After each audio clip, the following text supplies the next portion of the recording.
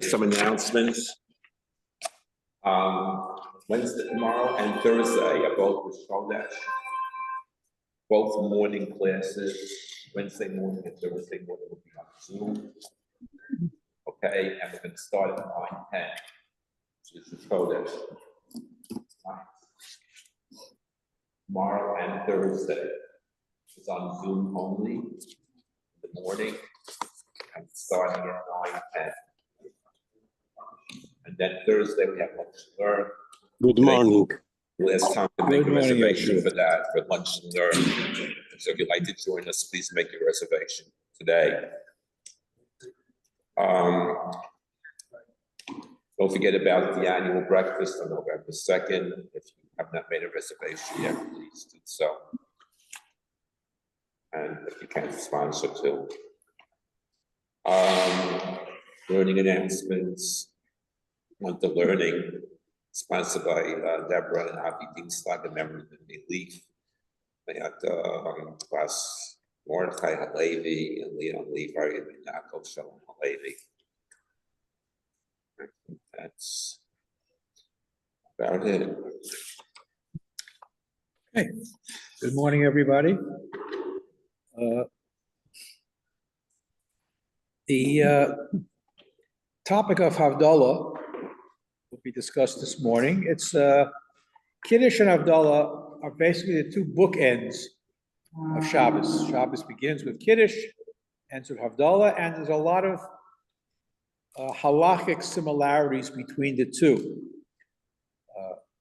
I remember years ago, before the advent of cell phones, you can remember that far back, I used to wear a wristwatch. But I never wore a wristwatch on Shabbos because I didn't need a wristwatch on Shabbos. Shabbos begins with Kiddush and ends with Havdalah. And anything else in between was still Shabbos. Today I still don't wear a wristwatch, but besides the point. But the halachas of Havdalah are very, very important. The pasuk says, "Zachor es Yom HaShabbos lekadsho." Remember Sabbath day, keep it holy. Zachreu al hayayin. You commemorate it with wine, which is basically Kiddush and Havdalah. And the two are very, very identical in terms of obligation in many, many ways, although there is a machlokas rishonim in terms of the status of women regarding Havdalah and Kiddush. If you are obligated in one, then you should be obligated in the other. And there is a lot of discussion about that. Is the mitzvah of Havdalah biblical or rabbinic? And the Rambam is of the opinion that Havdalah, just like Kiddush, is midoraisa. It's a biblical mitzvah to make Kiddush and to make Havdalah. You mentioned Shabbos b'chnisaso when you begin, and b'tziaso when it ends. Therefore, if the mitzvah of Havdalah is the same as Kiddush, being biblical, then there should be no difference in the obligation of men or women. And that's where we get into a whole halachic discussion. Not everybody holds like the Rambam, that Havdalah, for example, is doraisa, and that would play out in terms of the women's obligation to observe certain mitzvahs. If a woman has an obligation to observe Shabbos, then she also has an obligation to sanctify Shabbos both at the beginning and at the end. But you have a machlokas among Rishonim as to the status of that obligation. Is it biblical or only rabbinic? If you have to observe the positive aspects of it, negative aspects, it's a whole discussion. Look at the detail. Yeah. So according to the Rambam, right, a woman can make Havdalah. I will get to that. I will get to the issue of women making Havdalah as well. But if you have an obligation, biblical according to the Rambam, then there should be no difference between men and women. Rashi and other Rishonim bring up the whole discussion as to whether making Kiddush and Havdalah is a time-bound mitzvah.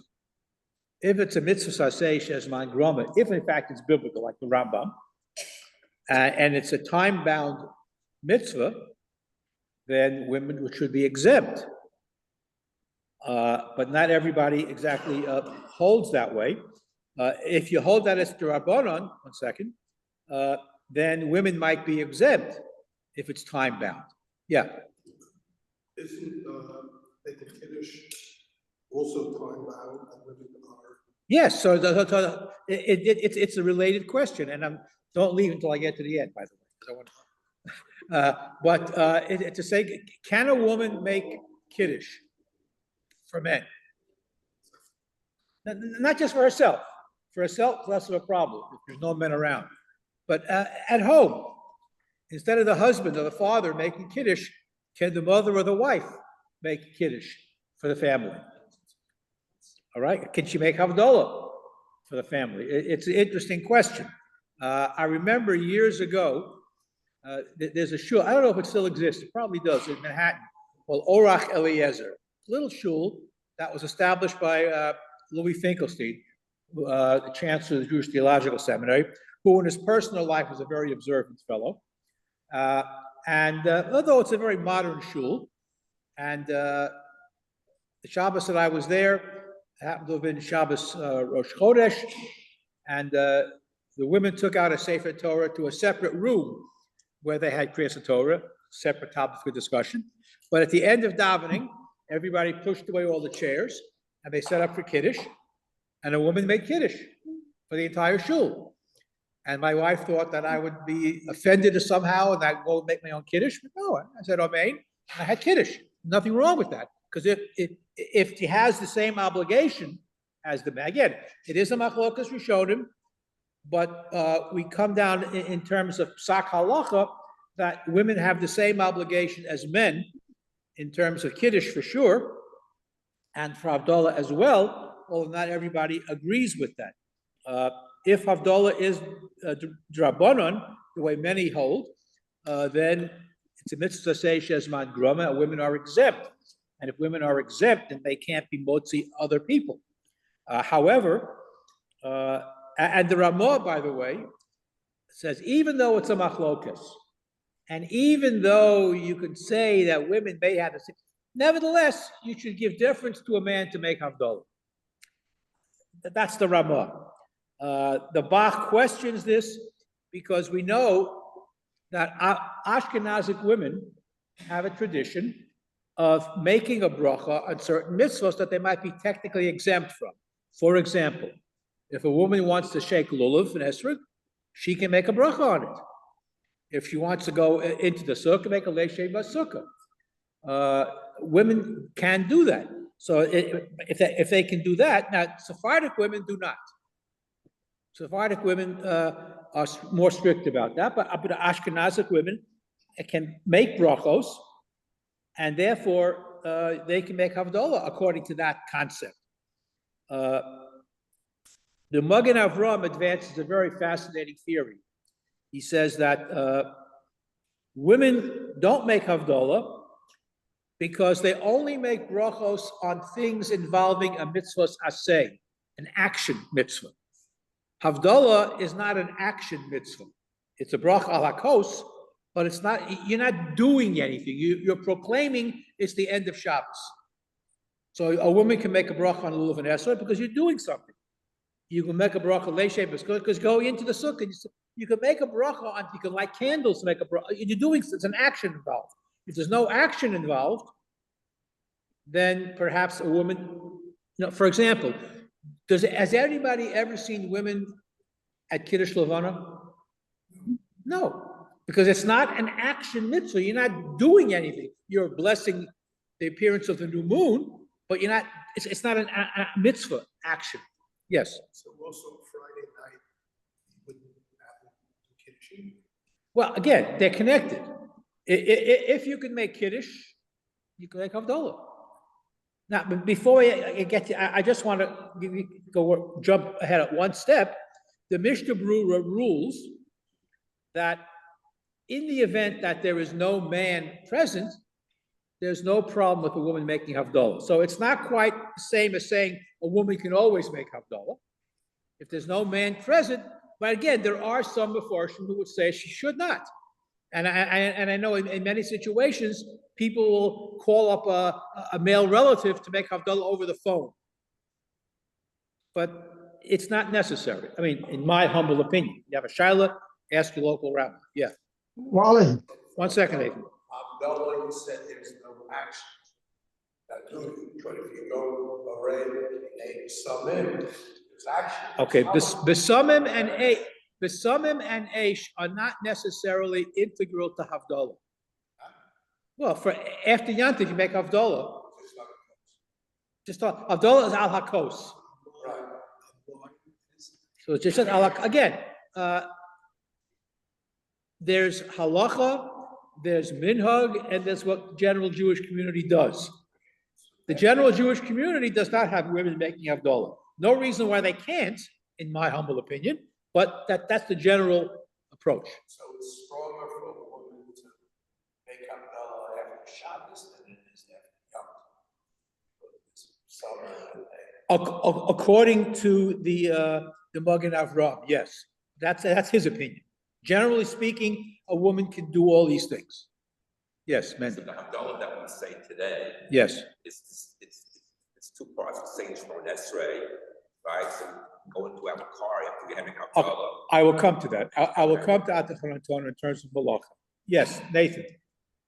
well, you may have answered it, Wally. If Havdalah is an action mitzvah, then why is there machlokas about whether women should do this? Well, because Havdalah is not necessarily an active mitzvah. In other words, the Besamim and the Aish, I'll come to a little bit later on, but that's not the main part of Havdalah. The main part of Havdalah is the what you say, for example, an Atachon Antonu, in Mariv, on Saturday night, where the first or Bori Priyagofen is the active part of Havdalah. All the Besamim and the Bori Aria Aish, that is not an integral part of Havdalah. We include it, but it's not the main part of Havdalah. All right, let me move on. In terms of men and their obligation to be motzi the family when they get home, it's customary, although not obligatory, to make Havdalah in shul. The same way it's customary to make Kiddush in shul. Halachically speaking, we really should not be doing that anymore, for one exception. We'll talk about Kiddush in shul was originally done because in many communities in Europe, going back into the Middle Ages and the early modern period, the shul fed strangers, people who were visiting the community. And Kiddush wasn't made at the Bima, Kiddush was made where they had their Seudah. Then that kind of morphed into making Kiddush in shul. Many shuls no longer make Kiddush Friday night in the shul because it's not necessary. Everybody goes home and makes Kiddush at home. Same thing with Havdalah. Havdalah was made in shul because people were there to eat a meal. All right? So, given that, we make Havdalah in shul.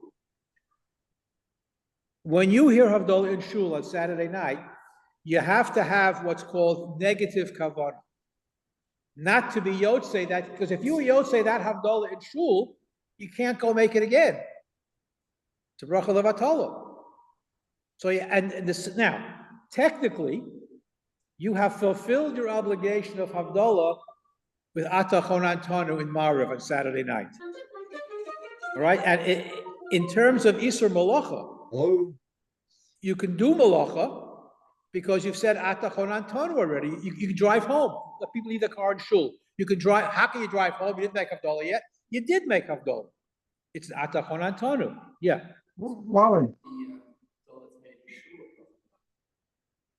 Good question. Ask your rabbi. Good question. Yeah. The question is that similar to Erev Yom Kippur, if you have to drive to shul? Yes, at negative cover. Correct. Now, it is possible that there might be people in shul who, for whatever reason, don't make Havdalah at home. So they can be yotzei that, they can have in mind to be yotzei that then they fulfill that question. Nathan, you have a Well, question? Yeah, Yeah, if you make Havdalah in shul, can't you go home and make it for your family? correct. But when you hear it in shul, you have to have negative kavanah not to be yotzei that Havdalah in shul. If you're not Yosha, you can't make it for your family? That's correct. Oh, I see, okay. And with now, let's assume for whatever reason, you had kavanah to be yotzei the Havdalah in shul. So when you go home, who makes Havdalah? Your wife. She can. Again, in my humble opinion. Have any questions? Consult your local Orthodox rabbi. Yeah. My question is this: if you are a widow, you have nobody at home, Correct. You can be Yotzei with Havdalah in shul. that's preferable to, No, I didn't say it's preferable. You can. It's preferable to go home and make your own Havdalah. even though no one's. That's correct. That is correct. But there's nothing, it's perfectly fine if you, and when you hear the Besamim and the Aish, you gotta be right next to the Shulchan there. Yeah, you can do that, yeah. Equating Havdalah to Kiddush. Say it again? If you're equating. In many Havdalah- ways, Havdalah and Kiddush, yes. Right. If I can make Kiddush 10 different times. Yes, you can. So why can't I make your Havdalah here, and go home and make Havdalah for my wife? Interesting question. It's an interesting question whether you can do that. I don't have a good answer. Theoretically, you're correct. If the two of them are bookends and they're both the same, then theoretically you could make Havdalah for a few people. You probably could. If you have a neighbor, a widow who's a neighbor, and she's not in your house and make Havdalah, you can go to her apartment or her house and make Havdalah for her, even after you've made Havdalah. But again, going back to what I said earlier, you don't have to. She can make her own Havdalah. It's, for whatever reason, that's not the practice today. All right, yeah.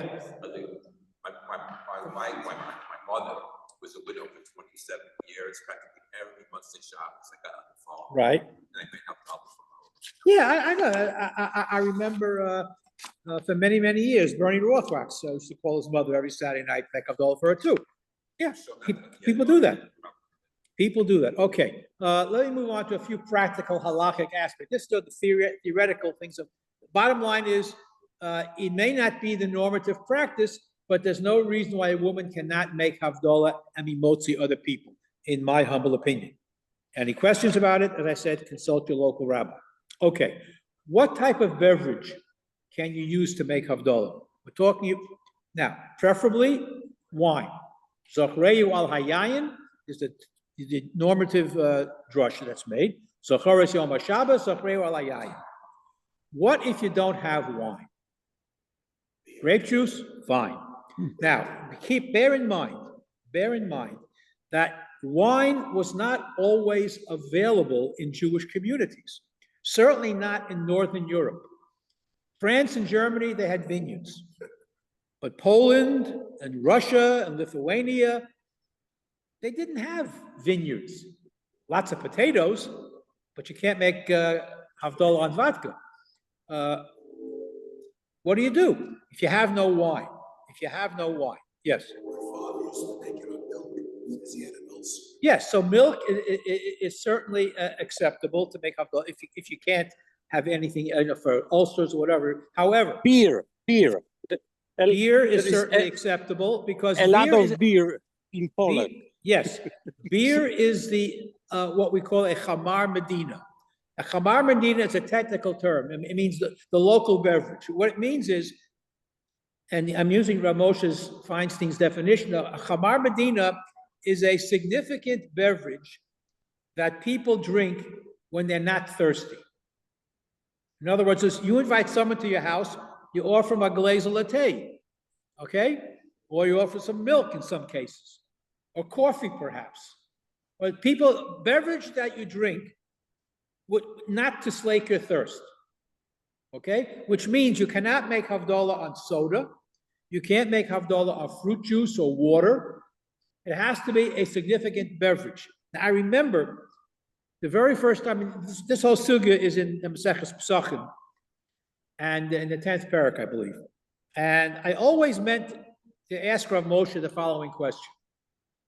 If Chamar Medina, as he defines it, is a beverage that you serve to honor guests or what have you, does that mean if you're making Havdalah on tea or coffee, it has to be hot tea and hot coffee? Because that's what you give people, right?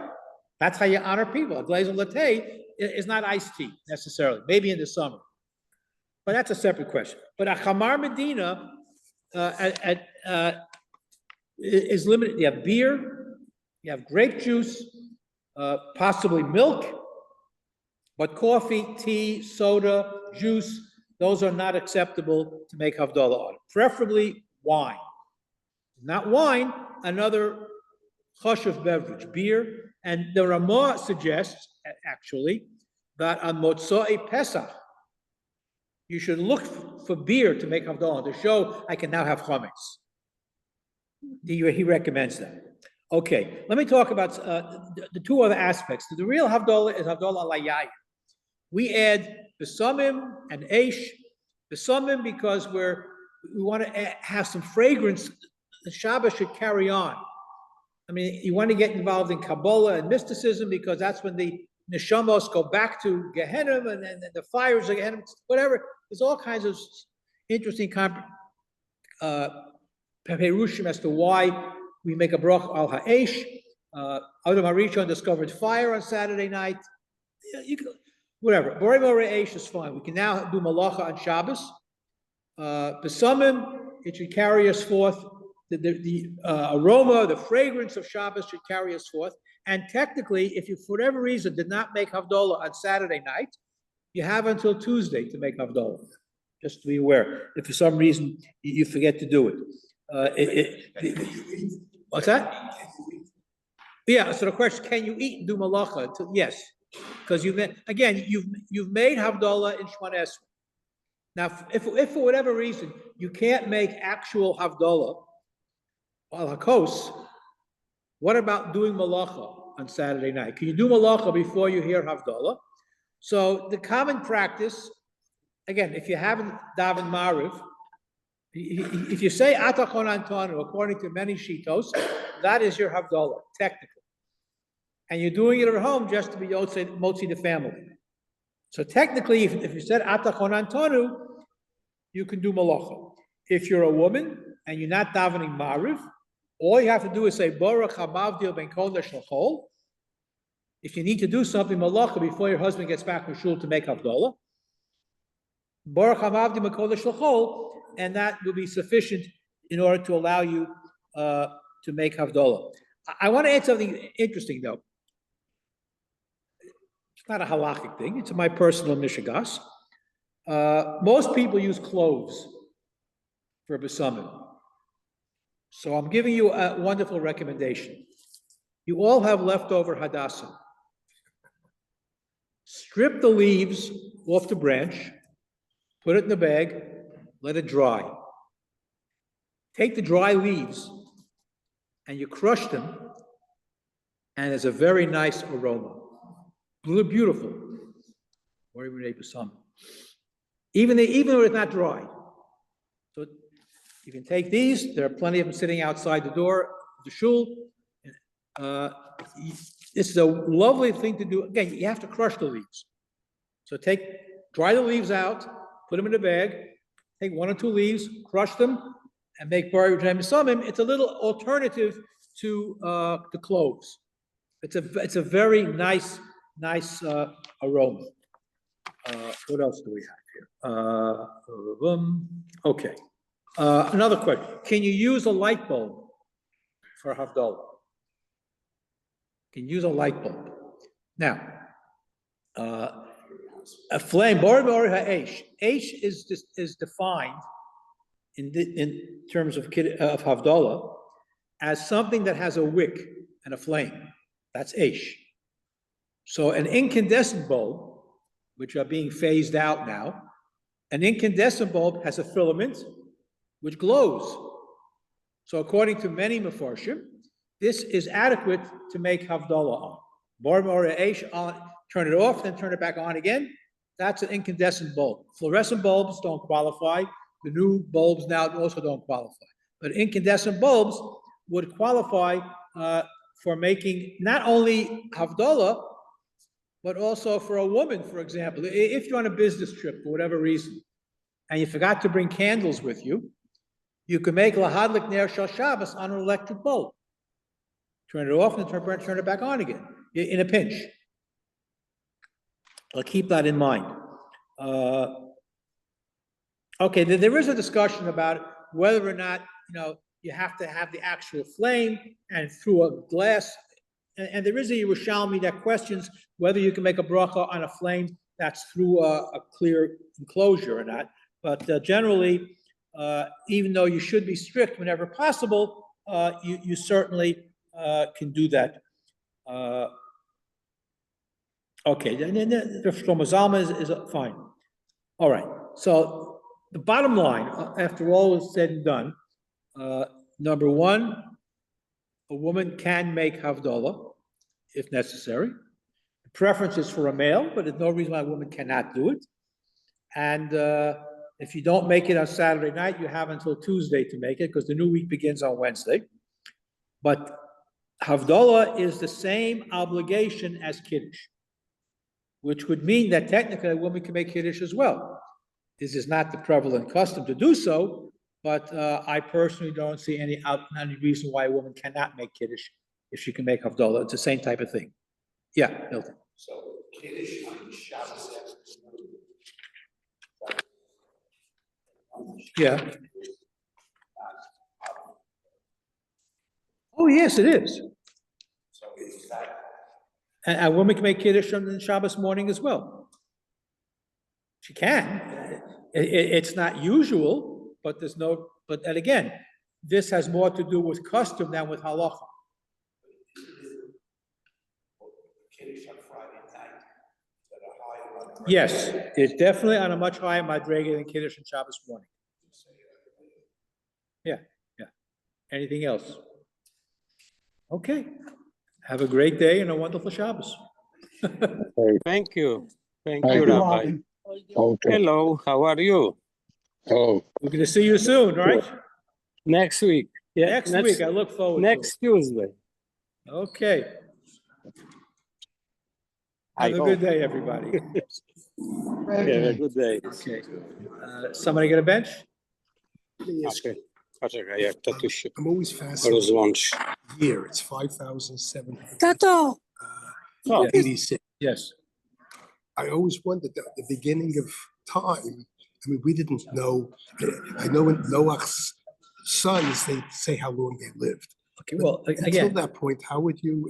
because the word yom There's does a not 1,000 mean, years. it could be a million It years. could be a million. Because Yes. the sun wasn't created until the fourth day. Yes. Yes. So it's a unit of time. How long those 6 days were, We don't know. no way. So how would we have any idea that it's? What's that? What? Yes. So Let how? me bench first. I'll come back to your question. Okay. Don't go away. Okay, who's benching? Let's go. Have a sign of Orech. Ishan Orech Mitav Yad Olam. B'shus Kol B'subin Kan. V'rei Shakal Mishalo. Rosh Na'ashlo Tvach Ayinu. Who knows in Lechem L'chol Basar Kiri Lam Chasto. Who's Tuvo Hagadol Tami Lo Chasam Ayacham. Ki hu elzon for Nesla Kol Mitiv La Kol Michim Azon Kol B'Yasov Asher Bara B'Rochato Adonai Hazon Es Hakol. Yabris Choshech Hasam Netanos Hoshavim. V'yal Hakol.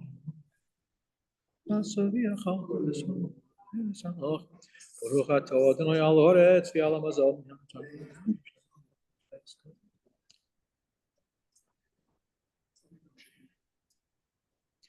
V'nei Yerushalayim ir hakodesh meira v'yameinu. Baruch atah Adonai b'nei beracham ad Yerushalayim. Amen.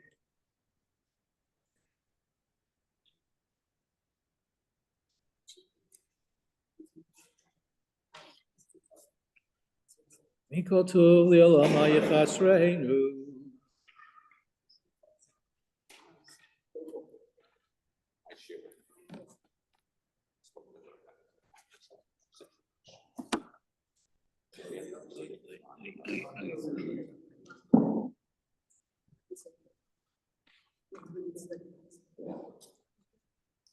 So when you have the topic for tomorrow, Wally, you'll send it to me, please. Oh, you'll send it to me. Yeah, I'll send it. Okay, thank you.